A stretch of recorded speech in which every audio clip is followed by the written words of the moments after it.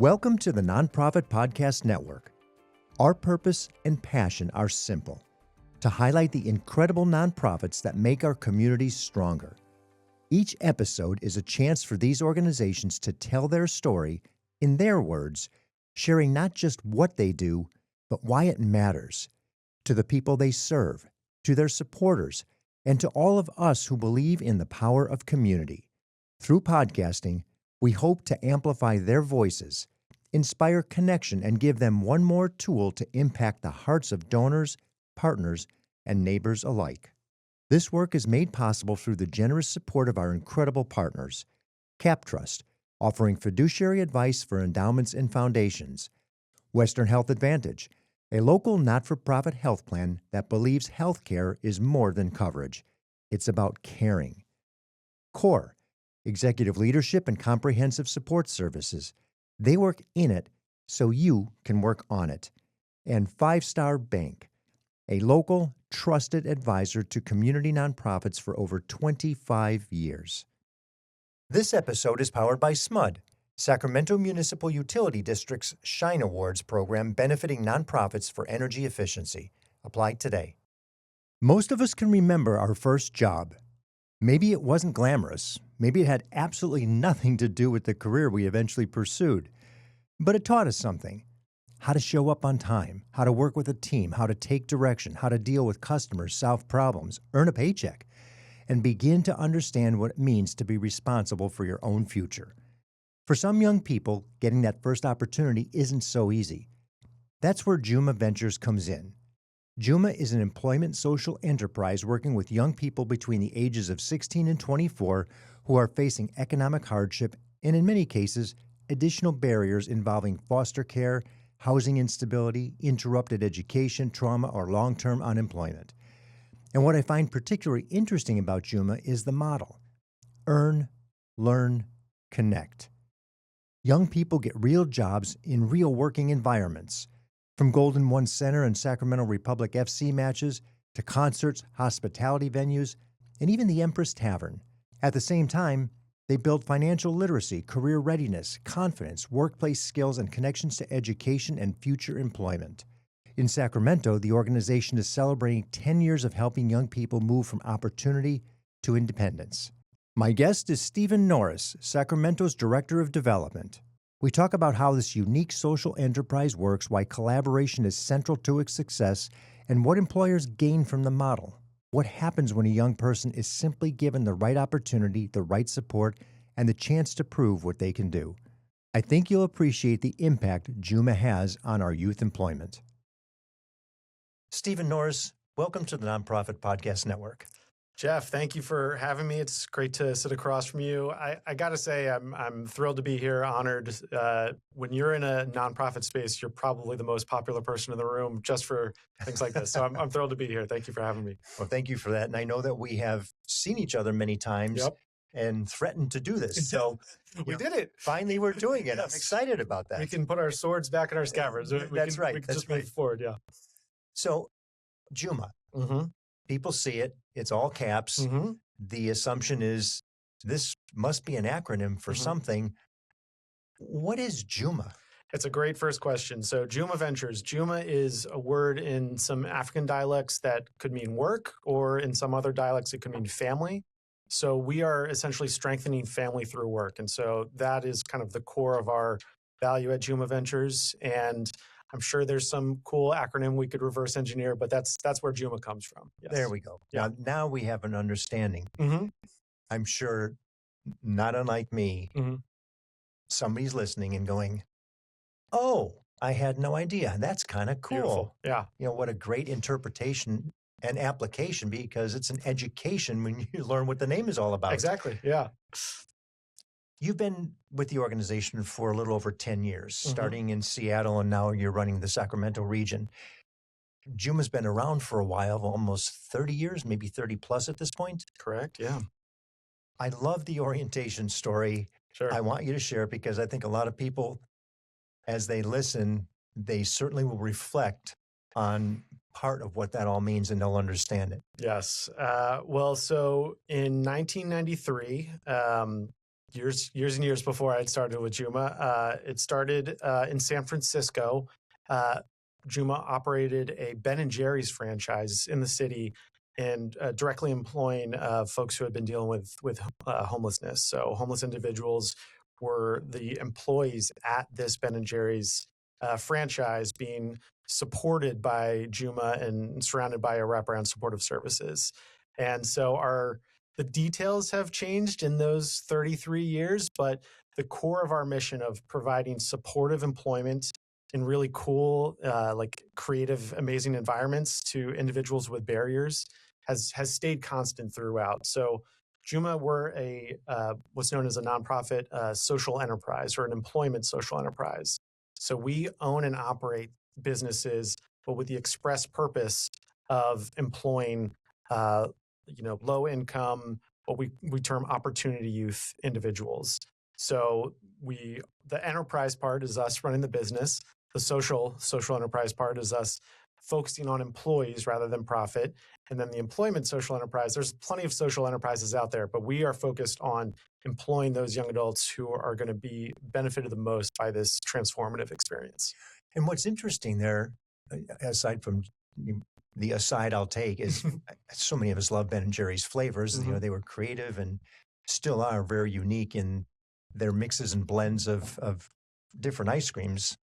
I know you are all thinking, I could do a Ben & Jerry's right now, especially if it's right after lunch. Yeah. But using a homeless population as the workforce was really progressive. Mm-hmm. And sadly, we're still dealing with that homeless situation. A lot hasn't changed in terms of the sheer nature of the necessity of having to help people find housing, housing insecure. Absolutely. But with a job, that changes everything. It does.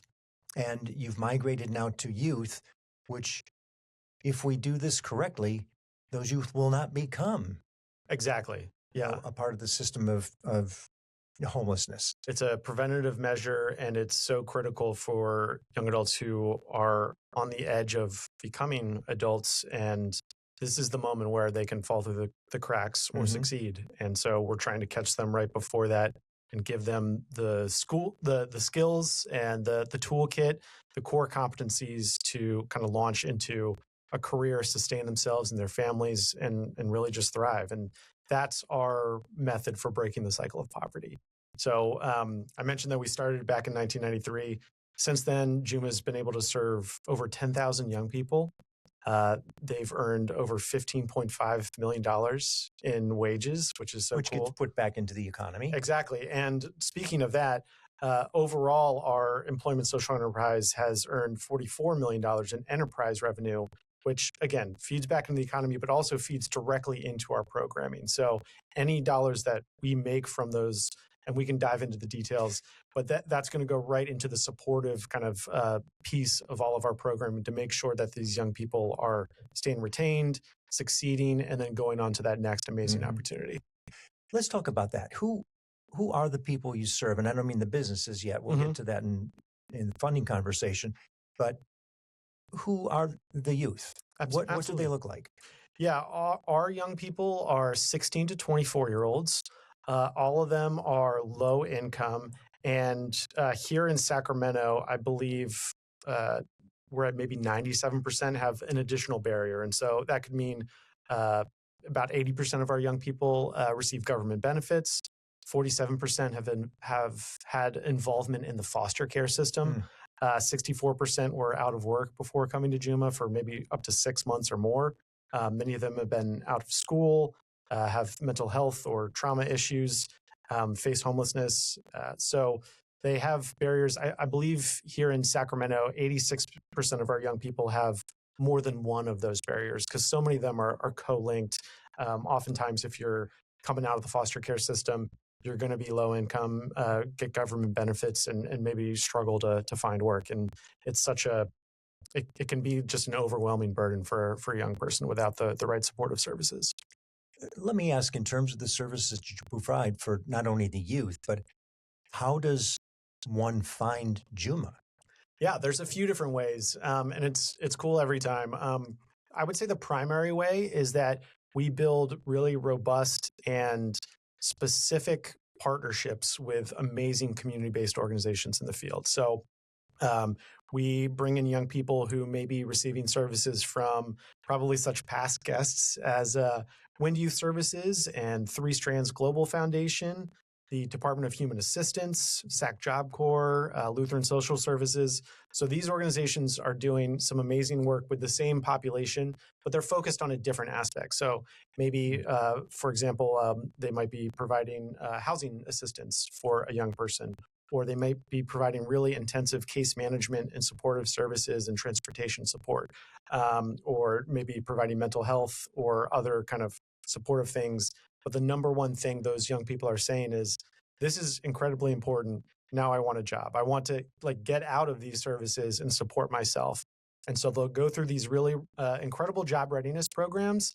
And then where the kind of the ground drops is that then they don't often get actually employed after that, because the young people, the entry labor force is so competitive and just such a kind of turnover heavy space that frustration can set in for a young person, and you can only be turned down from that system so many times before you kind of just give up. And so where Juma comes in is we build these really cool partnerships to provide really wraparound, true, holistic supportive services for a young person and guarantee that first job, or maybe the first job that a young person's kept for more than a couple weeks, to those folks who are coming in from these programs.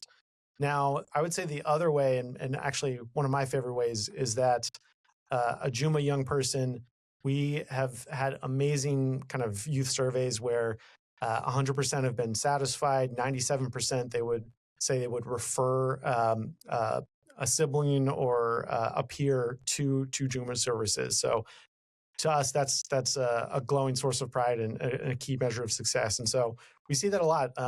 A Juma young person will be in the program for maybe 6 months and say, hey, I've got a sibling, I've got a cousin, I've got a couple classmates who have been asking, they want to join. How do they do that? And we take it from there.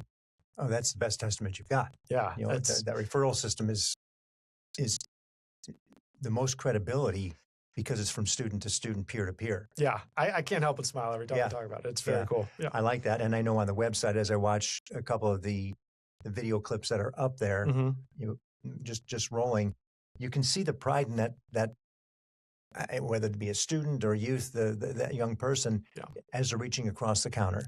It's just a smile. You captured it beautifully in their sense of accomplishment, which is a big deal. Yeah, and that's the true heart of Juma, is that it's coming from a youth-centered place. The young people are putting in the work themselves. They are investing in themselves, and we're there to support, but they are the ones on this journey. And we'll mention several times, but Juma.org is where you can find those very cool videos and check it out. And yeah, the peer learning that goes on, we're operating in a cohort recruitment method. So young people kind of join as a group. And if you can cast your mind back to your first job, typically you didn't know anyone you were working with. Maybe you had some similar backgrounds or experiences, maybe not. Maybe folks were 20 years older than you or 5 years younger than you, but at Juma, everyone's kind of coming from a similar space and can relate to each other and use each other to kind of grow and find unique ways to solve the challenges that they're all facing. So it's really amazing to see these young adults kind of lean on each other, lean on Juma, but really just kind of take that innate skills that they have and take them to the next level. I think you said something really important there for all of us. If you just think back to that first job, and I know, however you're listening, whether in a car or as you're gardening, whatever it may be, and you think about that first job, you all kind of smile because it was, oh my gosh, I can't believe I did that. Yeah. Or how did that ever work out? And push it forward to that's where these youth are today. I don't want to say kids because you have the 24-year-olds, but that's where they are today. And for some of them, they may be 21, 22, 23. It's their first job because they just haven't had the opportunity or the access. Yeah. And that's significant because we want them to be employed. And I would say a shockingly high number of us, that first job nowhere near where we end up in our career. It's not an indicator of like our career passion, but it is the learning ground where you learn so many things that are core competencies that are going to carry you through the rest of your career that you cannot advance, no matter how many like certificates or degrees you might have. If you can't master that first job, you are not going to last in the workforce. That's correct. Yeah.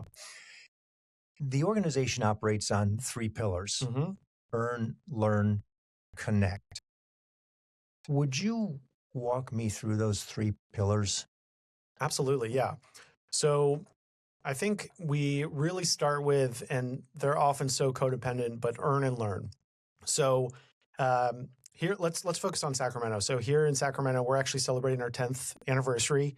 We came out in 2016 at the invitation of former Mayor Kevin Johnson, many community leaders, some amazing folks who, as the DOCO and Golden One was being redeveloped, they wanted young people to make sure they could be employed. With all the public dollars going in, they wanted public benefit to also happen. And so Juma was invited out because we'd been doing this work in San Francisco and other locations to focus on youth employment. And so that is kind of the key to Juma, is that earn piece of we're the direct employer, like I mentioned.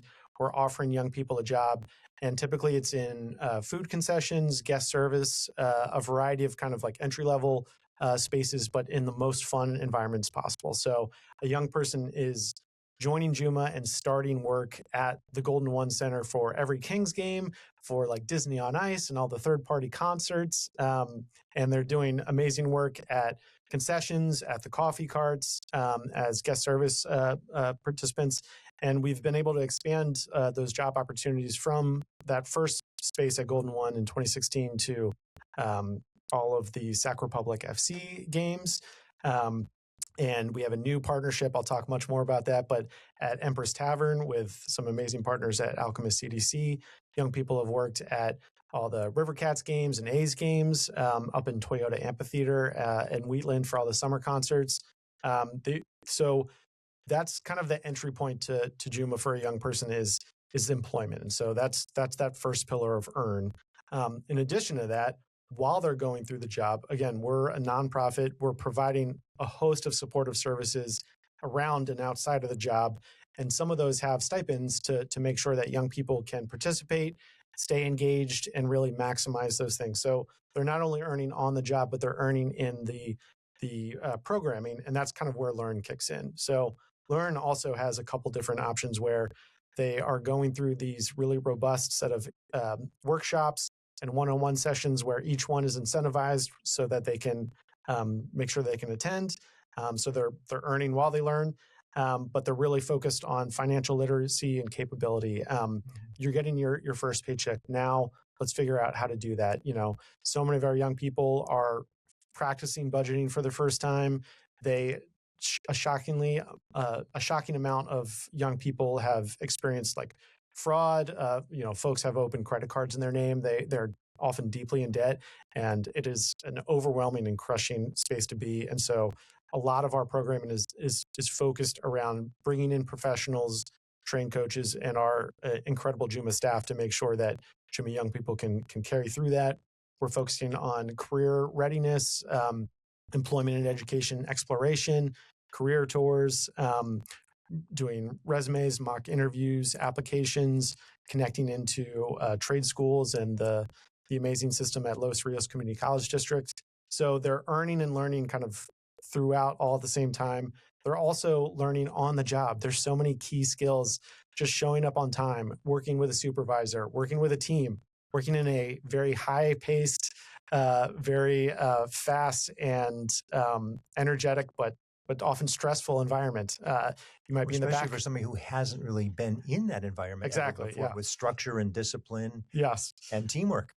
And again, like I said, those are such critical skills that we learn, and then we kind of forget that we've learned them because they're so embedded. But you have to master them before you can move on to your next thing. And so there's those kind of, some might call them soft skills. I like to call them core competencies. But then there's other on-the-job experiences. We pay for and provide all of their food handlers cards, their alcohol beverage service certificates.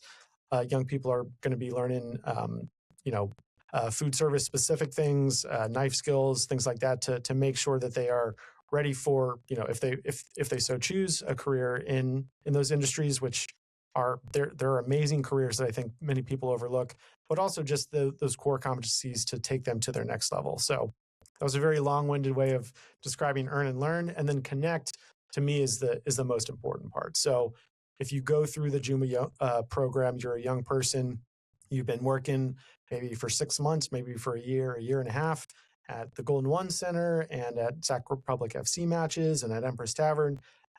You've gone through all our workshops, you've received stipends and received our matching amounts. You feel like you're ready to take the next step. How can our Juma staff, who do amazing work, prep you for that? Make sure you have the skill sets for that. Help you with your applications. Maybe it's to back to school, maybe it's to your next job placement. And then, as a young person exits out of the Juma program, we make sure we stay in touch with them and keep some retention services for up to 90 days, because that's really the key delineator of success. If you can make it at a placement for 90 days or more, you're so much more likely to stay there, to really gain that benefit, not to drop off. And so we have that additional 90-day kind of backup space to make sure the young person stays connected and is thriving. So earn, learn, and connect, it's kind of like the core of everything that we do. And it's the reason why Juma young people are having such great experiences. Well, I can imagine the Juma alumni in the community have some way of sticking together. I don't know if you have a cohort of people that maintains a relationship with the organization, or if they just do it inherently because they all work together at some point. I would say all of the above. Let's put a pin in that, because we're going to talk about that later. Okay, good. I know for sure, yeah. The coordination with other organizations, the collaborative part of what you do, you mentioned already a couple. And Alchemist CDC is an organization that I really like what they're doing in the community, especially because they've got the Empress Tavern. It just ties in beautifully to their mission. But they are working with other nonprofits through their nonprofit. Yes. And that's really what we're seeing so much more of today. For the organizations to survive and thrive, they really need to be collaborative. Even grants are looking for collaborative opportunities, not just sole entities. They want to see you working with others to fulfill that grant application, whatever it may be. Absolutely. And the provisions. Tell me some of the organizations that you work with. You mentioned a couple. Let's wrap a few more in there, because it's so significant in this conversation, with every conversation we have with every organization, what that looks like and how you're doing it, because it gives the listener the opportunity to understand the integration in the community that you've got.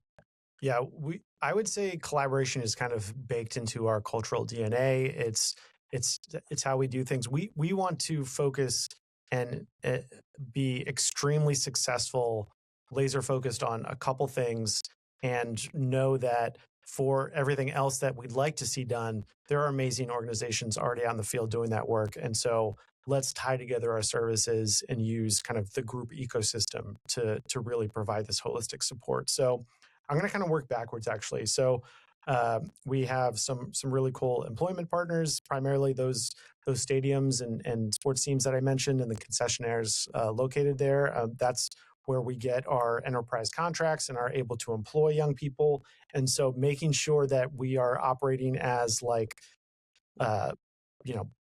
think there's a misconception of nonprofits, and we are trying to avoid that misconception and operate as the leanest, best business we can, so that those folks at the stadiums and at the sports teams continue to invest in Juma and the young people and expand our opportunities there. There's also community partners. SMUD comes to mind, who help us with new initiatives and providing like green energy career path exposure. Like there's so many new green energy jobs in the space. And for a young person, maybe they think like, okay, I could install solar panels and but that's just like scratching the iceberg. I kind of liken it to like, a young person is working at all the Kings games. Like maybe before they join Juma, if you ask them, what are the employment opportunities in the NBA? It's like, well, I could play and maybe I could be a referee, but there's such a whole ecosystem and so many types of jobs around the NBA, and just the Golden One Center itself So that exposure is so huge. And so we rely on a lot of employment partners to continue to do that, so that a young person is not only ready, but like aware of the host of opportunities out there. Education is a huge piece of our mission. So we're building relationships throughout the Los Rios Community College District and at trade schools. So Casumnas, American River College, Sac City, Sac State. We want to make sure that, for a young person who maybe didn't succeed at school, maybe they've dropped out, or maybe they're kind of on the cusp of like, do I need this or not? I really need to focus on getting money, supporting my family. Education is a luxury. We can't treat it like that.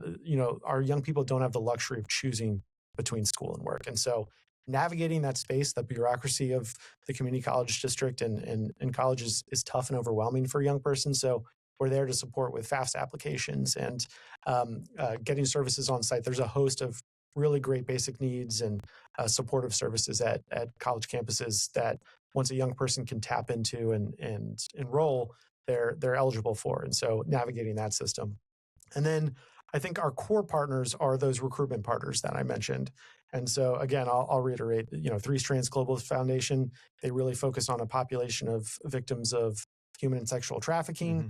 So many of those young adults are in the foster care system as well. And so they are looking to get out of that space and work a legitimate and consistent job. And Juma is a key piece of that.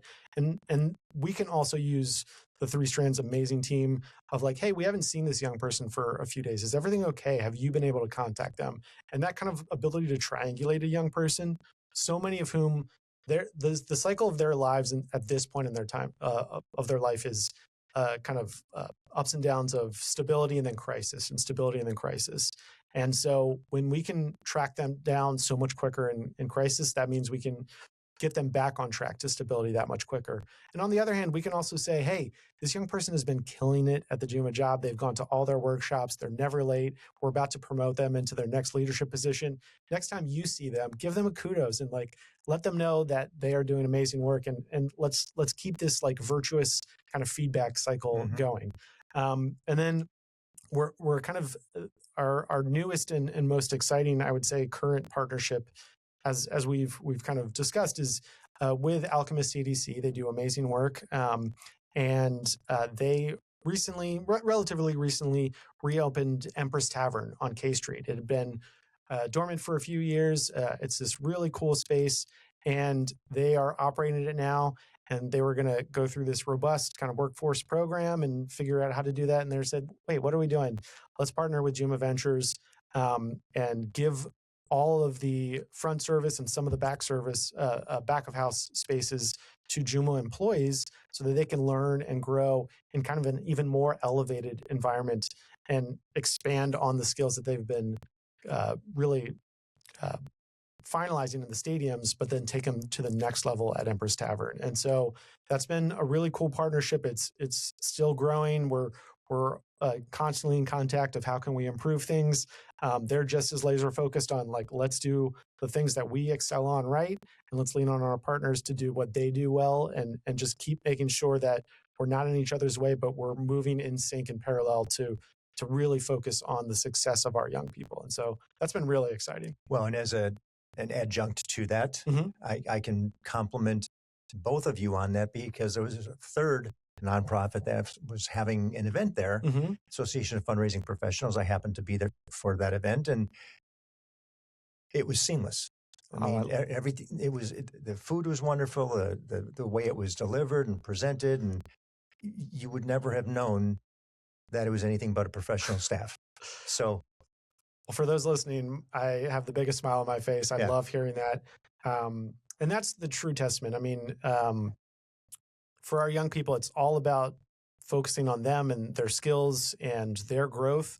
But at the end of the day, a key metric is how is that performance being seen by the folks who are attending these spaces, and kind of judging it not from like, oh, this is a cool nonprofit program, but like, I'm here to have a great time, and I expect a quality level of service.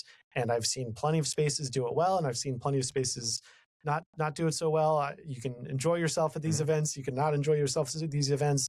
And so if a young person is creating a special time, a unique and fantastic environment for for folks attending these events, that's like one of the biggest wins. And it's a testament to the determination and the growth of our young people that you say things like that. So, well, it's neat to see that that's 3 nonprofits in a circular motion. Yep.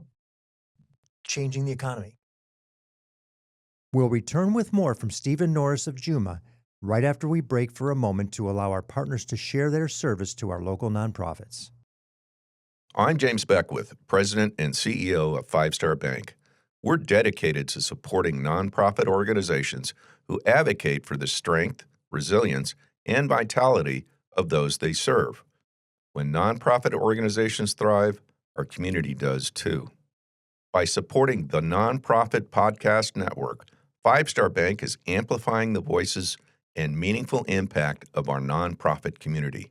We're Five Star Bank, a trusted nonprofit partner. How can we help you? We are really excited to be part of the family and contribute to the work that you all are doing. CORE provides fractional and interim executive services, along with comprehensive back-office solutions that go into our client sites and do the work to give them the capacity they need in order to move through transitions, whether that's planned or unplanned. Or companies also work with our accounting and finance, back-office solutions, human resources, technology, and administration. The reason why our back office solutions add value is because we save them time and money, anywhere from 20 to 30% of what they would spend on that back office solution. We work in it so they can actually work on it. CXORE.com and contact me directly at DTEAT@CXORE.com. If you're interested in learning more about how CORE may help your organization, visit CXORE.com. Hello, this is Scott Thomas with Cap Trust in our Sacramento office. I specialize in working with local nonprofits and associations. Annually, we survey private and public nonprofit organizations across the country to better understand challenges they see in today's environment. In our more recent survey, we heard concerns about proper board governance, mission-aligned investment, and how to implement alternative investments. If you would like a copy of the survey or to discuss your organization, look me up, Scott Thomas at captrust.com. I'm thrilled to have Western Health Advantage partnering with us as they do so much to support so many nonprofit agencies in our community. As a truly local health plan, you'll find individual and family options, employer options, plans for CalPERS and Medicare Advantage. From medical services to pharmacy, health and wellness support, as well as behavioral health care, Western Health Advantage has a plan that fits what you need. As an employer, for profit or nonprofit business, individual or family, you can find more at westernhealth.com. Make our communities bright with SMUD Shine Awards. Now through July 31st, your nonprofit can apply for a chance to receive funding for projects that improve and revitalize communities in our service area. We're seeking proposals that support zero carbon workforce development, affordability and community resiliency, economic development, and STEM education. SMUD Shine Awards are competitive and funds are limited. Submit your proposal by July 31st. Learn more at smud.org/shine. Stephen, funding is obviously a critical part of all this, and your funding is a little bit different. Yep. Tell us a little bit how the organization is funded. Yeah, so as I mentioned, as a nonprofit employment social enterprise, a part of our revenue, I would say about typically a third, it's going to vary year to year, but is from our enterprise revenue. So I think maybe the best way to view it is we kind of act as a pseudo employment not quite a staffing agency, but similar to that, where we are the employer of record. We're handling all of like the paperwork, the insurance, liability, training, supportive management, all those pieces, and then providing that service for folks at the Golden One Center, for example. And then so we'll receive dollars from the concessionaire or the sports team for that service, and then we put that right back into the program, typically directly into youth wages, but for whatever is going to best support our young people. And so enterprise revenue is kind of a unique and key source. I think the concept of social enterprises is slowly but surely, kind of steadily creeping upward. So we love it when we hear of other kind of unique and really innovative social enterprise models, and this is ours. And then the other sources of funding to support, the workshops, the stipends, the food handler cards, the staff who really make sure that our young people are safe and secure. Those come from kind of your more standard usual suspects of nonprofit funding. So individual gifts, Big Day of Giving, we've been a participant in. Events, we run an annual event, Bright Futures. We receive government funds. We receive corporate and philanthropic grants from institutions, major gifts. We try and make sure we have a diverse set of funding sources so that no one thing can set us off course, and we're really just making sure that in the long run we are sustainable and can grow and not only maintain but expand our impact with young people. Well, and what's interesting there, these jobs need to be done. I mean, the job has to be performed, whatever location you're at. So that employer is going to pay somebody to do it. By working with you, by working with Juma, they know that is an investment in our youth, number one, but that it's not a for-profit. The money's not being pulled out for a profit's perspective or a profit benefit. It's being put back into the organization for the benefit, again, of the youth and the programs. Yeah. So it's a really interesting dynamic. And the other thing I think that's important is that employer is just writing a check to you. It's not, I have to worry about the liability and the back end services of that individual and the insurance and everything else. No, that's what you're taking care of. For them, it's really simple. I need 22 people. Here, can you provide it? Yes. Here's a check. You nailed it. Yeah. And I want to add on to your first point about, they're supporting a nonprofit and these young people. And there's absolutely a piece of that. But I think from a lot of our employer partners' perspectives, they're running a business and they need to make sure that their margins are being met, that they're not only breaking even, but earning a profit, and that their guest service scores and all of their internal metrics are at the highs and the qualities that they expect. And so competitive with anybody else. Exactly. And so we are essentially taking off stuff from their plate, like in an industry and kind of a level of so much churn and kind of onboarding and letting go and onboarding and letting go. That's a huge expense for them. And so we are taking that off their plates and making sure that the level of quality and service and kind of business acumen is still there, but they can, turn their brain off from so many other things. So we like to call it like a double bottom line approach. Yes, we're doing some good for the community and we can, maybe shake a hand and get some PR, but also we're running a business and that business is number one. And so Juma's making sure that our young people are prepared to meet that level of quality, and they do, and they exceed. I'm going to think it might be easy to identify success, but how do you? What is your gauge of success in the community? What does that look like?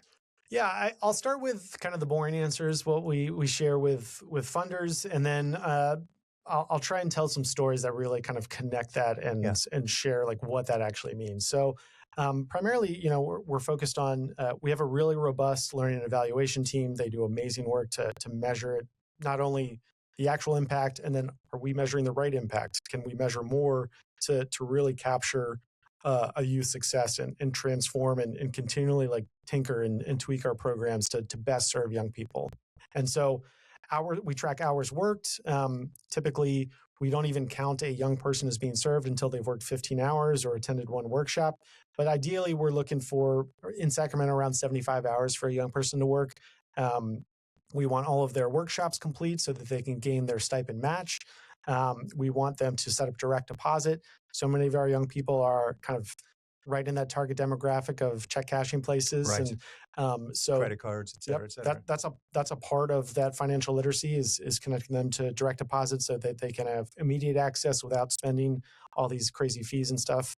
And then we're tracking the knowledge gains, not only at work, but in their workshops. We're tracking how many folks have gone through resume reviews and mock interviews. And then our biggest kind of impact measurement is the number, excuse me, the number of young people who have connected to their next employment or education placement, and then how many of them have been retained at that after 90 days. And so, there's plenty of numbers, and we do a lot of really great quantitative kind of analysis of that. But the qualitative, the stories part is what really makes me smile and shine. And so there's a few different examples of like, what does success look like at Juma? And so within the program, I'll call this young man Ark. He does some really cool work. When he first came to Juma, one of the shyest young people I'd ever met, difficult to maintain eye contact, just really kind of reserved, made one friend at Juma, slowly started to open, slowly started to kind of like test himself, challenge himself with the support and the encouragement of his Juma social enterprise manager and program coordinator. And now he can master any of the back of house stuff, but he's also one of our best front of house people. He's charming and making jokes with folks and having eye contact and doing that trick where you as soon as you learn a person's name, it's locked in and you can just kind of build that relationship moving forward. And it's been so cool to see. And like, that's a huge thing. Like pulling out of that introverted shell is so difficult. And so, especially for a youth who's been challenged along the way. Yeah. This is not your normal situation. You're putting him into an environment that's really, really different. Yeah. And so, and it's high pressure, I love the stakes are real. Yeah. Another one of my favorite stories, it's been a little while since I did direct service work, so I'm kind of casting back to, you mentioned I started in our Seattle location at Juma. And so we had an amazing young woman, Anjane, who we quickly realized her talent, promoted her to one of our youth manager roles, overseeing really critical parts of the organization and being that kind of first line of support for young people coming into the program. She was amazing. She is now going on to really amazing things. She's running her own business. She's focused on real estate, and she runs her own nonprofit as well, focusing on increasing rates of Black home ownership, specifically in Seattle, but she's growing fast. And, that's just kind of like, it makes me smile just thinking about like, I guarantee she's making more money than me, and she's probably making just as much impact as what she's she giving received. it back too. Yes, That's what's exactly. amazing. She's got the full 360 of Yeah. earn it, give it back, and just keep the cycle moving forward. Yeah. And then I'll close with another current young person here in Sacramento, Chris, who started in the program. We could immediately tell he was there, and he was ready for every shift, and was like, "Give me as many hours as you can. I'm here to hustle and make some dollars." He kind of mastered both the core competencies and some of these really tricky hard skill sets very fast. And then he was like, all right, I'm ready for my next challenge. I got to sustain myself. I got to keep growing. We connected him with a few different opportunities. One of my favorite is that he tried the SMUD line worker apprenticeship. I think within a minute found out he was terrified of heights. Said, nope, this is not for me. But the fact that he just did that was like amazing. And he got permanently hired on at the Empress Tavern to basically be their sous chef kind of main person prepping everything. And just recently got a new job as I think he is on track to be the sous chef for like a very big retirement community, which is like full-time work, very lucrative pay, and like a huge career track. And, he continues to pop in at Juma shifts, but he's, just kind of a model of success for a young person who is coming in the program, is like, I'm ready to do this. I just need a little bit of support, and I'm going to take it the rest of the way. So, well, and the fact that this is a 30-plus year organization tells us that the consequence of your efforts is favorable, and it's feeding the economy. It's feeding these youth. It's doing what it's meant to be doing, or you wouldn't be here. So those are great stories. In terms of the vision, one of the questions I like to ask is, if somebody came and said, Stephen, I like what you're doing, give me a reason to unequivocally support you. Let me write you this huge check. Whatever you want to do, what would you do? What would be more of or different than? I would say, we talked about our three pillars: earn, learn, and connect. I think where we are as an organization, we're in a very rapidly changing workplace environment. I mean, you could probably say that truly of any time, but it feels even more so at this particular moment. So what we want to do is expand our opportunities to the next step for Juma young persons. So we're hard at work building new entrepreneurship labs to so many of our young people. I would say I know that 45% of youth overall aspire to some sort of business ownership. Here at Juma specifically, 24% of the young people who are on a college track report looking to obtain a business degree. And so that sense of like having control of your destiny, of kind of directly being in charge of a business really appeals to young people. And there's so many new ways to successfully do that. And so we want to give them the tools to really make sure we're expanding that. Another thing is expanding our social enterprise model into what we're calling like a youth employment placement agency. So not only having the core of our stadiums and other spaces where Juma young people can work, but operating a true kind of staffing agency where any employer can say, here's our needs, here's the minimum qualifications and what we absolutely need to have done. And we could say, yep, we got 9 young people that we can get to you. We got 12 young people that we can immediately staff and fill in those kind of key gaps that are happening all the time and that prevent businesses from really thriving. And we can be that kind of employment placement piece that locks in and solves so many problems for these folks. And then creating new industrial pathways. And the fun thing about Juma is that with our 4 markets, we're headquartered in San Francisco. We have another site in San Jose and Seattle, as we've mentioned, and here in Sacramento. And each market, So they must start with an S. we're open to wherever. But we each site is unique in its geography and its kind of landscape and business landscape. And so, you know, in Seattle, we're piloting programs to place young people at like in aerospace and Corporates. Exactly, yeah. You know, Boeing's headquartered there. There's so many thriving businesses and there's so many career opportunities. So expanding the exposure and connection into those industrial pathways and figuring out the apprenticeship models that will lead to success specifically for our young people that, you know, have been kind of skipped over for so many years. And then finally, I kind of alluded to this a little bit, is we are trying to figure out and are determined to make sure that AI, you know, a huge disruptor right now, and it's going to continue to affect not only the workforce as a whole, but especially like entry-level workforce opportunities.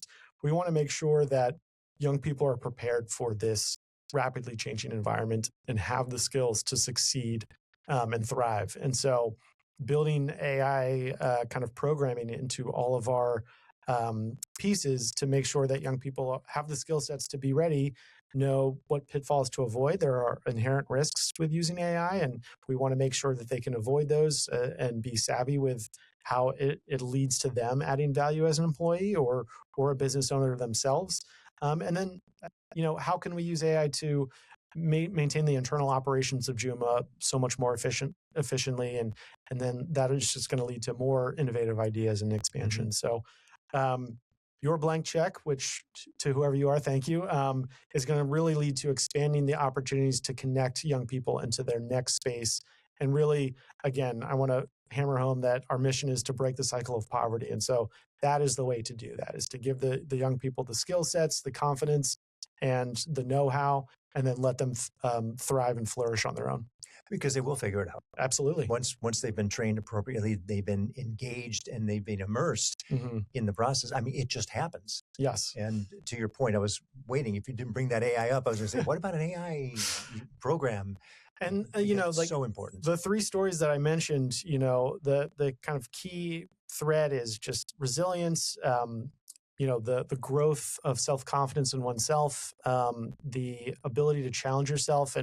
And really, once you've mastered those things, you know, you're always going to need a basic level of support. That's true for every one of us. But you're gonna be able to figure it out, and you know, maybe fail a few times, but succeed twice as much, and keep moving forward. And that's where we're looking to really hammer home. So those expanding opportunities, entrepreneurship, staffing agencies, and kind of laser focused on preparing young adults for the AI workforce. That's our next step, and that's where we're actively building towards. What about today? Today's greatest need, as you see it, the immediate sense of urgency. What is it? Yeah, that's a great question. I'll break it into two parts.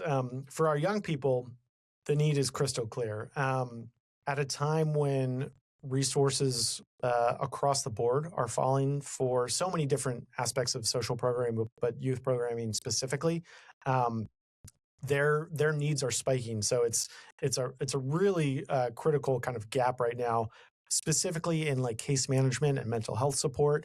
Housing here in Sacramento is a key piece. Childcare. So many of our young people are young parents themselves, and that just means that they have that much more incentive and imperative to support themselves and succeed. And so, but childcare, folks can wait 2 years on a waiting list to get access to childcare opportunities. So the youth need is very transparent. I would say our need, Juma and my own need, is just continuing to have folks learn about Juma. This is a great opportunity, but share our mission and share with your communities. Figure out how to volunteer, and we'll talk more about how to do that. Donate, join our explore, and potentially join our local advisory board. Just become a Juma champion wherever you are, and however you feel best equipped to do that. That would be my number one need, is just let's expand our community. Let's expand the number of people who see and recognize our young people just as young people, but then also as young people doing amazing work in this program. Yeah. All right, now we're going to take a little bit of a break. We're going to go a different direction. This is beyond the mission. Oh boy. This is for people, if they haven't gathered, you're very passionate about the organization and the accomplishments and the impact that you're making, which we expect. But somewhere there's a Stephen in there too. That's a human being who does his own thing, and it's not all wrapped around the organization. So this feels like the hot seat. Yeah. Yeah. Not so bad. We'll start out easy. All right. So early bird or night owl?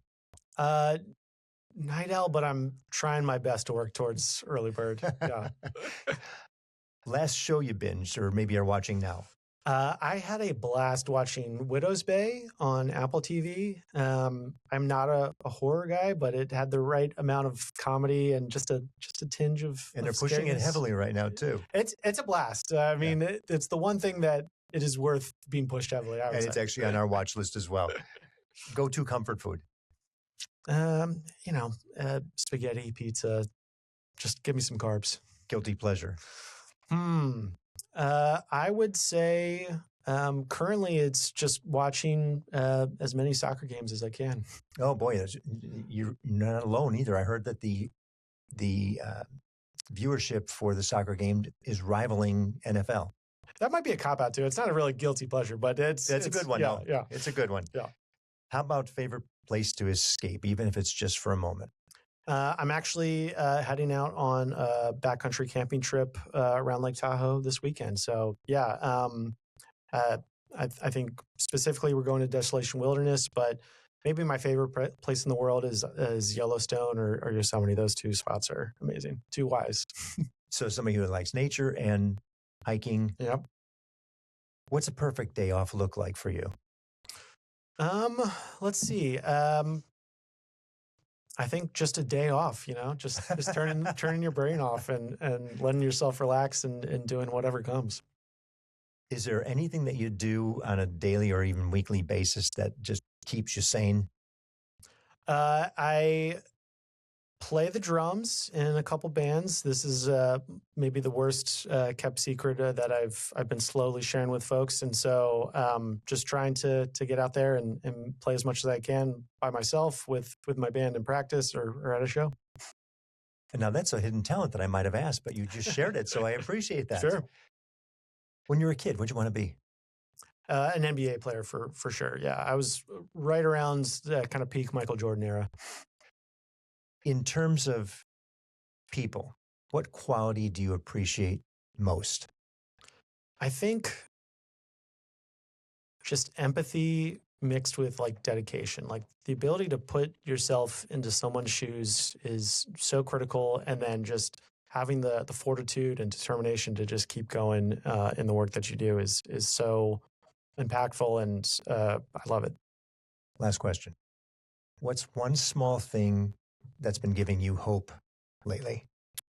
I think it's just seeing young people at work. You know, Juma is a huge part of my life and our whole team's life. And when a young person you can see it click, and then you just see the whole trajectory change is so impactful and gives me hope. And not only am I confident, like, all right, this young person's got it. Let's keep going. But then it just gives you the energy and the fortitude to tackle the next young person as when they need it the most. And you're in that space. We all look at that and wonder, boy, what about our youth? What about our youth? You're seeing them. You're seeing them do what we expect them to do, and graduating, not in the truest sense of the word, but graduating into the workforce in the ways that we think is going to help them be sustainable, have their families, to get to that house that is extremely unaffordable right now, but we're working on that. Yes. That's great. Essentially, from the transition from young adult, which we term our 16 to 24-year-olds to an adult, you know, that's really where the moment clicks and just kind of is just a constant surge of energy around here. Yeah. So, Stephen, somebody wants to support the organization. What is the best way to learn more, find out more, and get engaged? I would say, number one, the absolute easiest and most fun way is when you're at an event, when you're at a Kings game or a concert at Golden One, or you're attending an Empress Tavern event like you just did.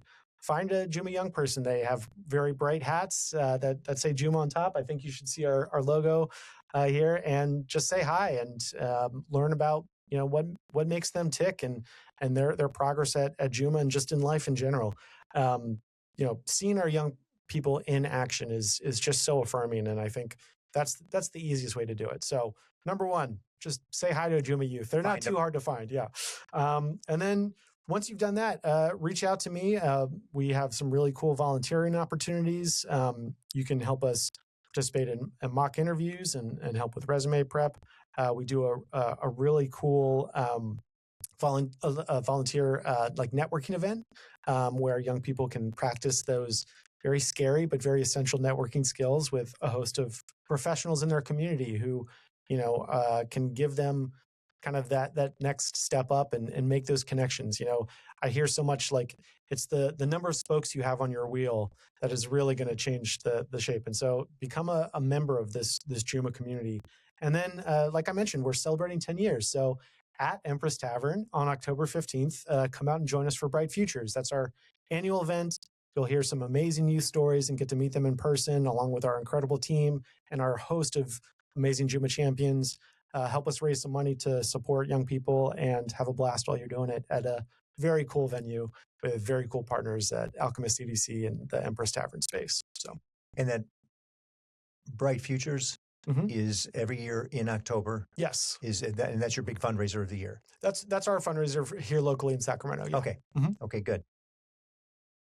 I'm so excited to hear your connection to not only our employer base in the community, but more importantly, how you're working with some of our really solid nonprofits, many that serve similar youth and youth in very, very different situations that are very competent and capable and willing, given the right opportunity. Yes. And you're that migration from some of those organizations to the structure of work and what that all looks like.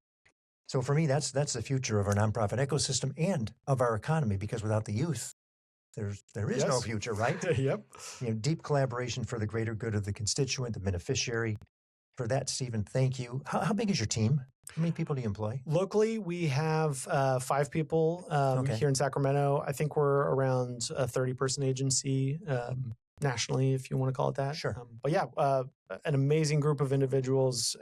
We rely and lean on each other, and just everyone makes each other better.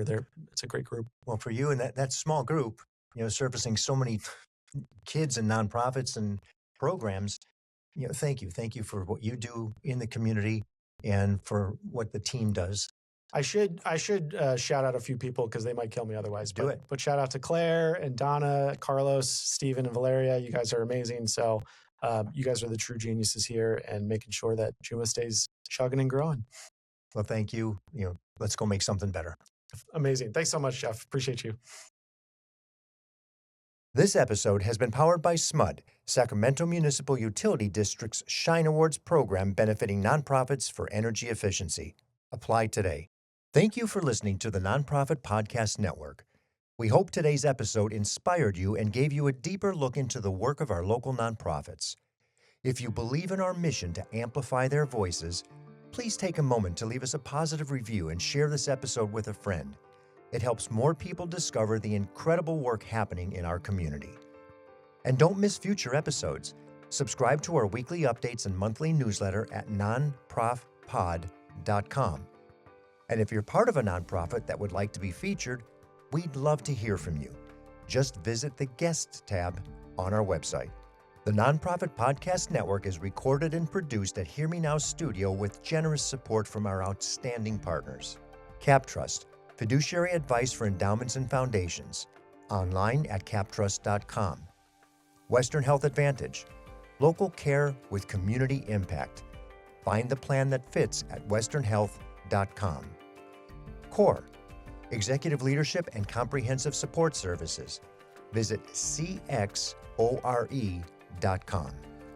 And 5 Star Bank, a local trusted advisor to community nonprofits for over 25 years. 5starbank.com.